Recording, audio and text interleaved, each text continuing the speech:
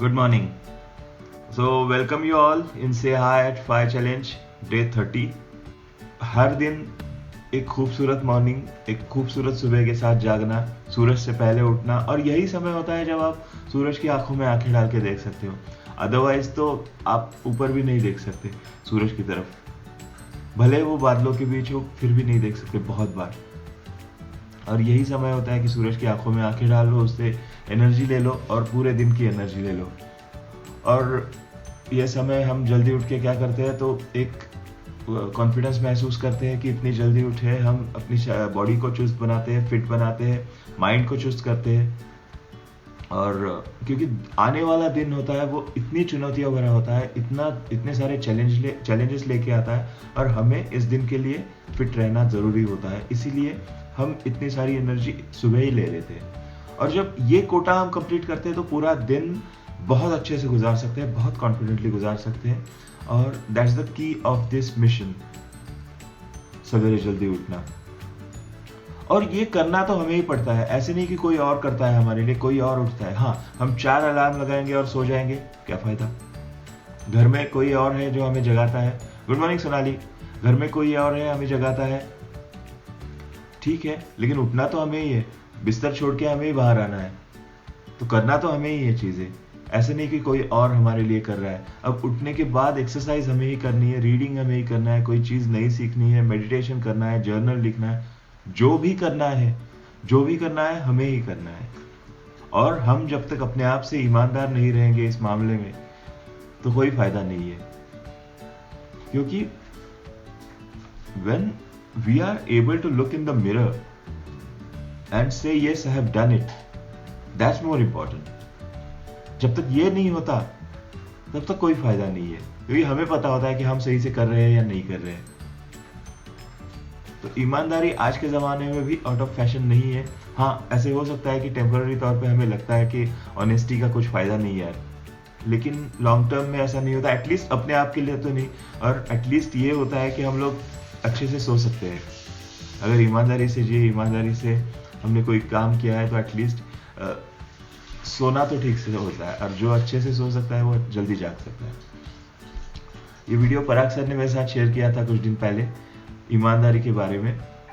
और पहले तो एक कहानी सुनाऊंगा, फिर और एक किस्सा सुनाता हूँ इसी ईमानदारी के चक्कर में।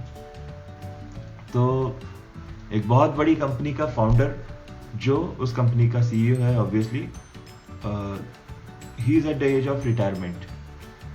अभी उन्हें ऐसे लगा कि अभी बहुत दिन हो गए, बहुत सालों से मैं ये कंपनी चला रहा हूँ, इसको इतना बड़ा किया है और मेहनत से सींचा है इसे। अब इतनी बड़ी कंपनी करने के बाद मुझे इसे किसी अच्छे हाथों में सौंपना है। मैं रिटायर हो जाऊंगा तो मेरे बाद ये कंपनी चलाने वाला कोई काबिल इंसान होगा। उस बंदे के जो बच्चे थे उनको तो कोई इंटरेस्ट नहीं था उस कंपनी में, तो ऑब्वियसली अपने बच्चों को उसे देना नहीं था। तो काबिल इंसान ढूंढे तो कैसे ढूंढे, और वो थोड़ा ओल्ड स्कूल का था। ये जो सीईओ साहब थे ये ओल्ड स्कूल के थे। इन्हें ऑफ कोर्स ये इंटरव्यू ले सकते थे, लोगों से इंफॉर्मेशन मंगा सकते थे, या कोई सर्विलेंस एजेंसी ढूंढ के उनसे सारी इंफॉर्मेशन निकलवा सकते थे, वो सारा भी कर सकते थे। लेकिन इन्होंने सोचा बाहर से कोई बंदा आके इन लोगों के सर पे रखने की बजाय मैं क्यों ना कंपनी के एम्प्लॉइज की ही परीक्षा लूं और इन्हीं में से कोई एक चुनूं जो इसका सीईओ बनने के काबिल हो। तो इसके लिए उन्होंने क्या किया, उन्होंने एक दिन सब एम्प्लॉइज को इकट्ठा किया, उनका एक मीटिंग बुलाया और उनसे कहा कि भाई देखिए, 1 साल के बाद मैं रिटायर हो जाऊंगा। 1 साल के बाद अब बहुत सालों से मैं कर रहा हूँ, इस कंपनी को चला रहा हूँ, इस कंपनी को यहाँ तक लाया है, आप सब इस फैमिली का हिस्सा हो। लेकिन 1 साल के बाद जब मैं रिटायर हो जाऊंगा, मुझे इस कंपनी की बागडोर किसी काबिल इंसान के हाथ में सौंपनी है, जो इस यहाँ तक जो मैंने लाया है उसे आगे ले जा सके। तो इसके लिए मैं आप में से किसी एक को चुनूंगा। सब बहुत हैरान भी हो गए और सबको खुशी भी हो गई। चलो, वी स्टैंड अ चांस कि हम भी इस कंपनी के सीईओ बन सकते हैं। लेकिन इन्होंने कहा कि देखिए ये तो मैं करूंगा, 1 साल बाद करूंगा, लेकिन इसके लिए आप सबको एक परीक्षा देनी होगी, कुछ करना होगा जो मैं आपसे कहूंगा। सब तैयार थे, कौन नहीं होगा, क्योंकि सीईओ बनने का मौका मिल रहा है तो कौन नहीं होगा। तो देखिए मैं आपको अभी एक चीज दे रहा हूं। तो उन्होंने अपने प्यून्स को बुलाया, प्यून्स बड़े बड़े बक्से लेकर आ गए और उस बक्से में से एक छोटे छोटे पाउच उन्होंने सबको देना शुरू कर दिया। सब लोगों को, जहां वहां जो भी प्रेजेंट है उन सबको वो पाउच दे दिया। पाउचेस खोलते ही देखते हैं लोग, तो इसने बोला कि देखिए ये बीज है, मैं आपको बीज दे रहा हूं, तरह तरह के बीज है। आपको क्या करना है, आपको घर जाके ये बीज बोने हैं आपकी गार्डन में, गमले में, और बीज बोने के बाद इसकी सिंचाई करनी है अच्छे से, इसकी परवरिश करनी है और इन पौधों को उगाना है। जो भी आ जाए इसमें, फूल आ जाए या फल वाले, सब्जी वाले, जो भी है, मुझे पता नहीं, अलग अलग बीज है सबके पास।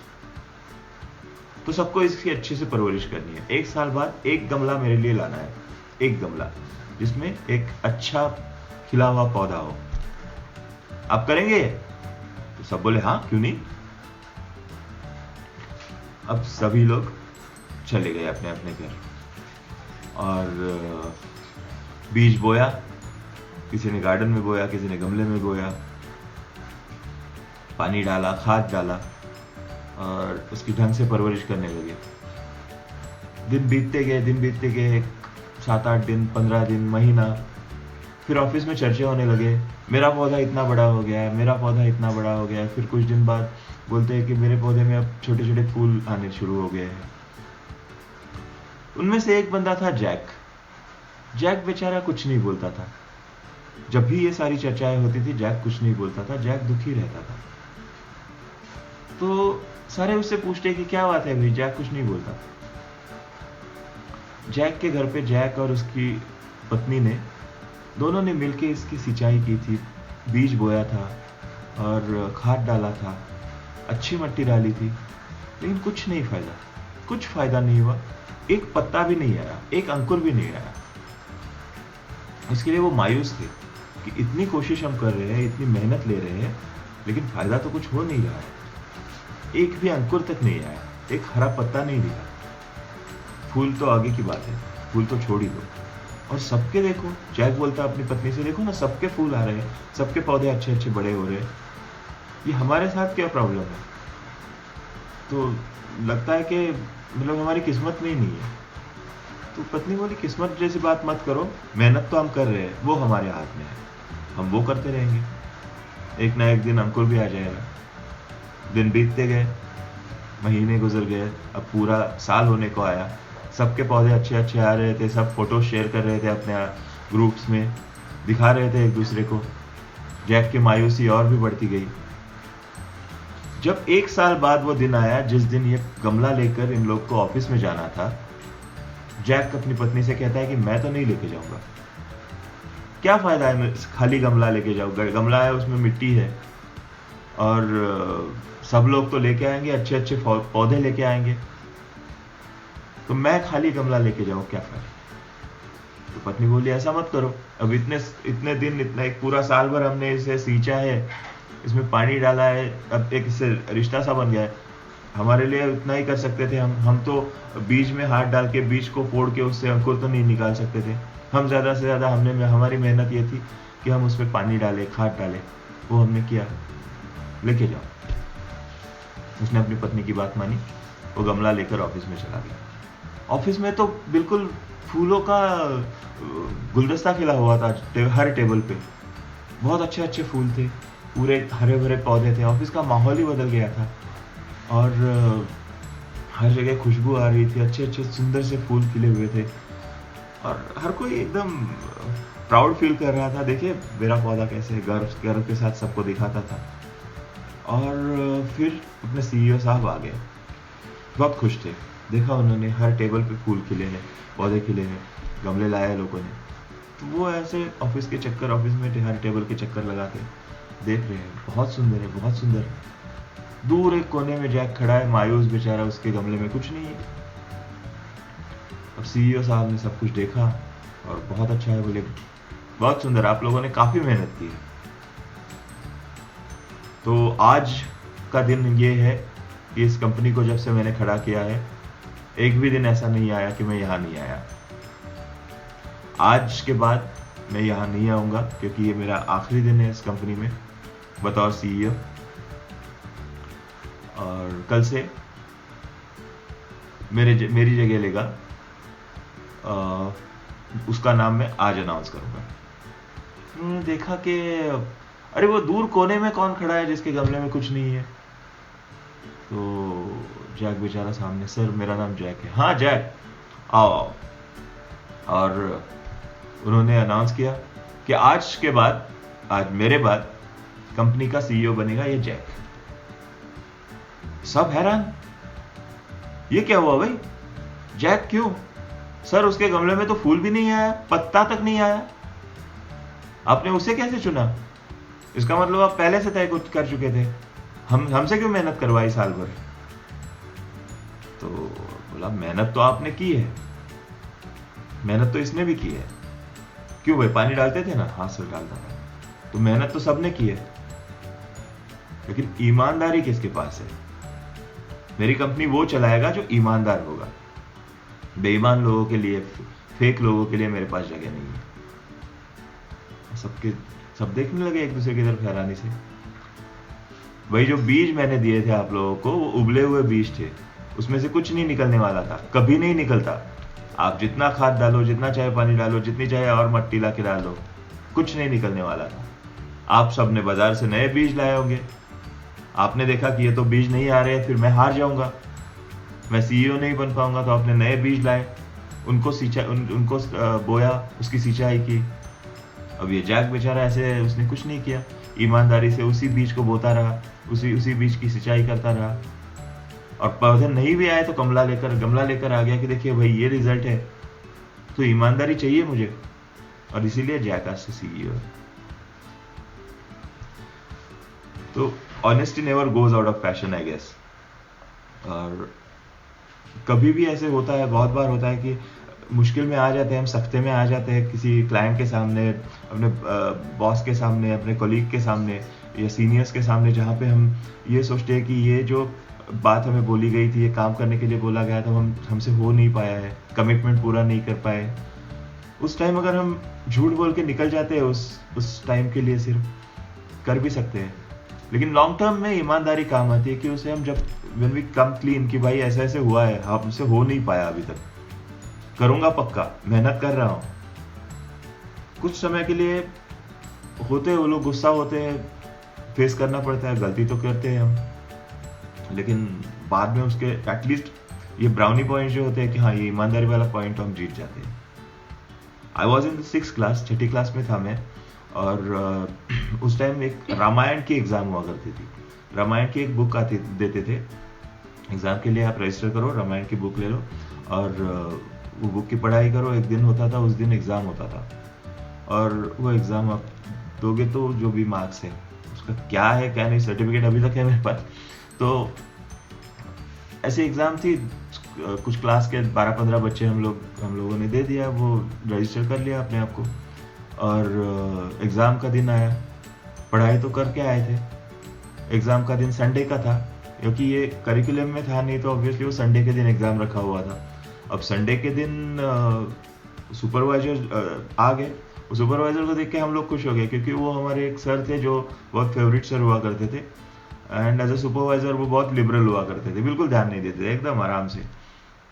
और ये नॉर्मल एग्जाम में, आज का दिन तो संडे को था, तो संडे के दिन ये महाशय उठ के आए थे, तो वो तो बिल्कुल एकदम संडे के मूड में थे, छुट्टी वाले। एक किताब लेके आए थे अपने लिए, अब पेपर का टाइम हो गया, शायद 11 बजे का था, तो सारे पेपर्स डिस्ट्रीब्यूट किए, क्वेश्चन पेपर्स, आंसर शीट्स सारे दे दिए, और सर बैठ गए किताब खोल के। धीरे धीरे सबको पता चल गया सर तो कुछ ध्यान देने वाले हैं नहीं, तो सबने हाँ, और ये भी यहाँ तक नहीं बोला था कि आप किताबें साइड में रखो, दूर रखो, कुछ नहीं, किताबें आप ही के पास थी, वो जो रामायण वाली किताब थी। तो बच्चों ने धीरे धीरे किताब खोल के उसमें से कॉपी करना शुरू कर दिया, चीटिंग करना शुरू कर दिया, और सब देखता हूँ मैं जिनसे मेरा एक्सपेक्टेशन भी नहीं था ये लोग ऐसा करेंगे, वो लोग कर रहे हैं, मैं हैरान। और मेरे घर की सीख ये थी कि ऐसा कभी मत करो। तो मेरा तो बिल्कुल मेरा डेयरिंग नहीं हुआ, मैं लिखता गया, जो भी पढ़ाई की थी लिखता गया। और everybody in the class was cheating। लोगों ने तो यहाँ तक किताब ऊपर रखी थी डेस्क पे और लिख रहे थे, मैंने नहीं किया। बहुत बुरा लग रहा था कि इतनी पढ़ाई करने के बावजूद भी ये लोग मेरे से आगे निकल के जाएंगे चीटिंग में, क्योंकि पेपर में ये नहीं दिखने वाला है कि इन्होंने चीटिंग किया और मैंने नहीं की है। लेकिन फायदा तो कुछ था नहीं, बहुत उदास हुआ था मैं, बहुत दुखी हुआ था। फिर रिजल्ट आया, और जब रिजल्ट आया तो मुझे पता था कि सबको अच्छे मार्क्स मिलने वाले, और वही हुआ। सबको 90 के ऊपर मार्क्स थे, पूरा क्लास 90 के ऊपर। और उस 90 वाले वो पूरा जो लिस्ट था उनमें से सबसे टॉप में मेरा नाम था, कि जिनको मार्क्स मिले थे, अच्छे मार्क्स मिले थे चीटिंग करने के बावजूद, उनसे फिर सिर्फ 1 मार्क ज्यादा था मेरा। तो बहुत खुश हुआ मैं कि इतनी पढ़ाई की और विदाउट चीटिंग मैंने लिखा, और फिर भी मुझे इन लोग से चीटिंग करने वालों से भी 1 मार्क ज्यादा मिल गया। तो यही खुशी होती है ईमानदारी की। आज भी जब हम जागते हैं और अपने आप से होती है ना ये लड़ाई कि मुझे जागना है, मुझे ये चाहिए, ये मॉर्निंग वाला पावर और मुझे चाहिए, ये किसी और का नहीं है, किसी कोई और मेरे लिए नहीं कर सकता, ये मेरे लिए मैं करूंगा। तो जब मैं इस ईमानदारी से जाग रहा हूं या जाग रही हूं, इसका फायदा मिलेगा, मुझे मिलेगा, और लॉन्ग टर्म में मिलेगा ऑब्वियसली। And honesty page. तो ऑनेस्टी वाला मेरा ये किस्सा था, मेरे साथ जो हुआ। आपके साथ भी ऐसा कुछ हुआ होगा तो प्लीज शेयर कीजिए, क्योंकि ये बहुत बड़ी खुशी होती है, सबसे बड़ी खुशी होती है, मुझे लगता है सबसे बड़ी खुशी ऑनेस्टी की खुशी होती है कि ईमानदारी के साथ हम, क्योंकि ईमानदारी बहुत रेयर चीज होती जा रही है आजकल, और जब हम ईमानदारी के साथ कोई चीज फेस करते हैं बहुत मुश्किल होता है, बहुत ज्यादा चुनौती होती है ईमानदारी के साथ फेस करना। और तब की जो जीत है, तब की जो खुशी है जीत की, वो कोई शब्दों में नहीं बयां कर सकता। तो that's about it for today. और इसी ईमानदारी के साथ आते रहेंगे यहाँ पे, इसका मैक्सिमम इस्तेमाल करते रहेंगे इस पावर आवर का, और अपने आप का एक नया वर्जन पाएंगे जब इस आदत को अपने पूरे सांचे में हम ढालेंगे। तो have a great day, have a fruitful day, and be happy, be safe, be honest. See you tomorrow in say hi at 5 challenge के डे 31 में। पूरा 1 महीना, कैलेंडर का महीना कंप्लीट हो जाएगा। Take care guys, bye.